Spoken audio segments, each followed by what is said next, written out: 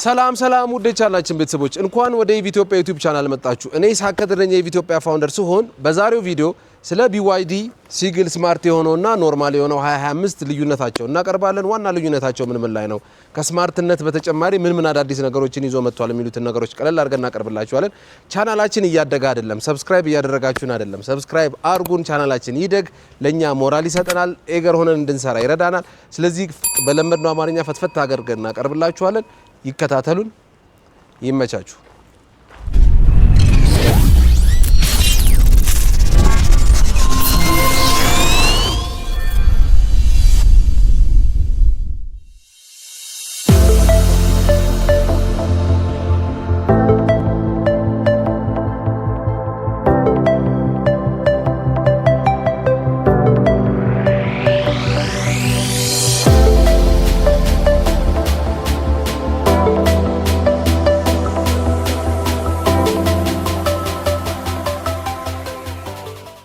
በመጀመሪያ ስለ ውጫዊ ገጽታ እናወራ። ሁለቱም ውጫዊ ገጽታቸው ከፊት ለፊታቸው ስንጀምር ተመሳሳይ የሆኑ ሲሆን ነገር ግን ፓራውልታቸው ላይ ልዩነት አለው። ይሄኛው ፓራውልት ሞር ጠርዛማ የሆነ ነገር ሲሆን እንደምትመለከቱት እዚህ ጋር ስንመጣ ግን ስሙዝ ሆኖ ይሄ አግሬሲቭ የሆነ ሉክ እንዲያደርግ ተደርጎ የተሰራ ነው እንደምትመለከቱት። እንዲሁም በተጨማሪ እዚህ ጋር ስማርቱ እዚህ ጋር ሴንሰር አለው፣ ይሄኛው ሴንሰር የለውም። ከእንዲሁም በተጨማሪ ደግሞ እዚህ ጋር ስማርቱ ሲሆን እዚህ ጋር ካሜራ አለው።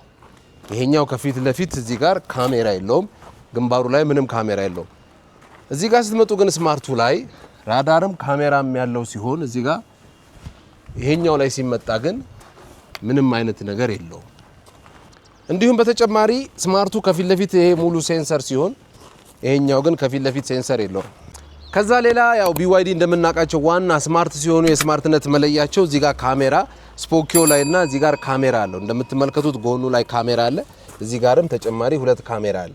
ልክ ኖርማሉ ላይ ስንመጣ ግን እዚህ ጋር ካሜራ የለውም። ሌላ እንደምትመለከቱት ስማርቱ መኪናው ሲቆልፍ ስፖኪዮ ያጥፋል። ይሄ ስማርት ላይ ብቻ ያለ ነው። እነዚህኞቹ ላይ ግን ስፖኪዮ አይታጠፍም። መኪናው ቢቆልፍም ባይቆልፍም ስፖኪዮ አይታጠፍም። ፓወር ትሬናቸው ሁለቱም ተመሳሳይ ሲሆን በ38.8 ኪሎዋት አወር በሆነ ባትሪ 405 ኪሎ ሜትር ይሄዳሉ። ሁለቱም 55 ኪሎዋት የሆነ ኤሌክትሪክ ሞተር አላቸው።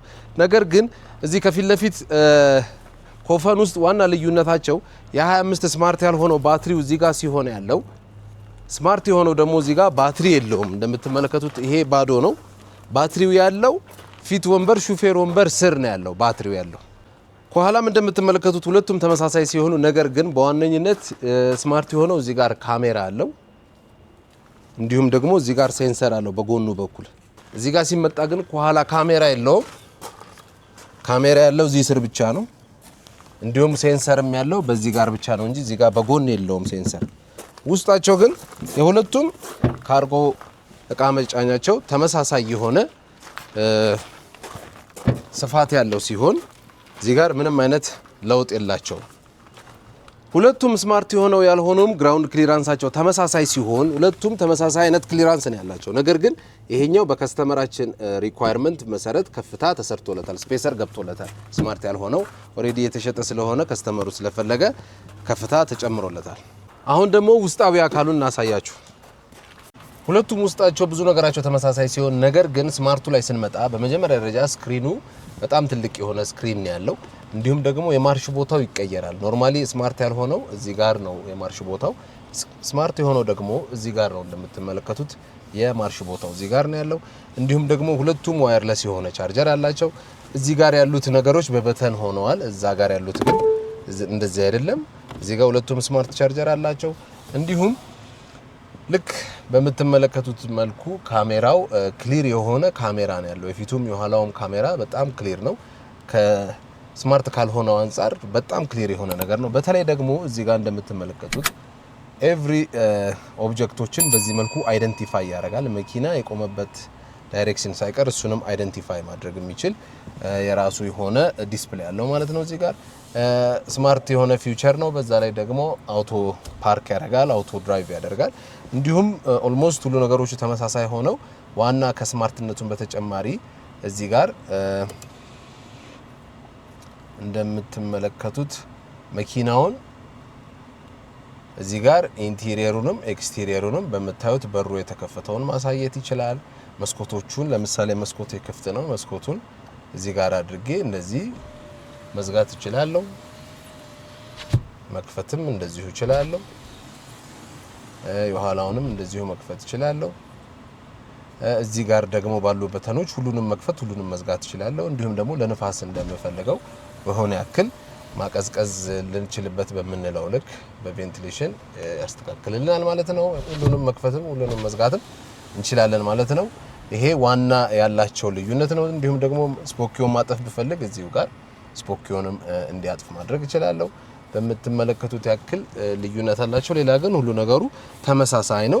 ግን ዋና ሲነዱ ግን አንድ ያየሁት ነገር የ2025 ስማርቱ ትንሽ ሃንድሊንጉ ጠንከር ያለ ጥሩ የሆነ ሃንድሊንግ አለው ከስማርት ካልሆነው ይልቅ ማለት ነው። ሌላ ኦልሞስት ብዙ ነገራቸው ተመሳሳይ ናቸው። እንደምትመለከቱት ስማርት ያልሆነው ደግሞ የማርሽ ቦታው እዚህ ጋር ነው ያለው። እንዲሁም ደግሞ አጀስት የምናደርግባቸው ነገሮች እዚህ ጋር ነው ያሉት። ስክሪኑ ከስማርቱ በጣም ይሄ አነስ ያለ ነው። እዚህ ጋር ስንመጣ ምንም አይነት የሚያሳየን ኦብጀክቱን አይዴንቲፋይ የሚያደርግ ምንም የሚያሳየን ነገር የለውም። ሌላው ነገሮች ግን ኦልሞስት ተመሳሳይ ናቸው። ያኛው ሞር ስማርት ነው። ይሄ መሪው በጣም ላይት ነው። ያኛው ትንሽ ጠንከር ያለ ነው። ሌላው ግን ኦልሞስት ሁሉ ነገር ተመሳሳዮች ናቸው።